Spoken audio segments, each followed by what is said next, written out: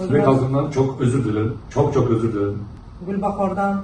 Bağırdan özür dilerim. O'zbekistonlik Gulbahor Jumaniyozova bilan shaxsiy munosabati ortidan firibgarlik da'vosi ochgan turkiyalik taksichi Recep Onder qilgan ishidan pushaymonligini bildirdi. Bu programda çok hata konuşuldu.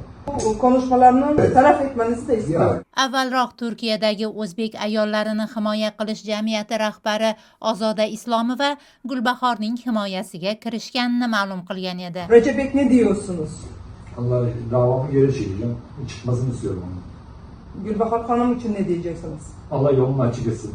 Allah çocuklarına kavuştursun. Bugun jamiyatda bo'lib o'tgan suhbatdan so'ng Recep Onder Gulbahor Jumaniyozovani firibgarlikda ayblab yozgan shikoyatini qaytarib olishini ma'lum qilgan. İnşallah Gülbahar Hanım çıkaramız. İnşallah.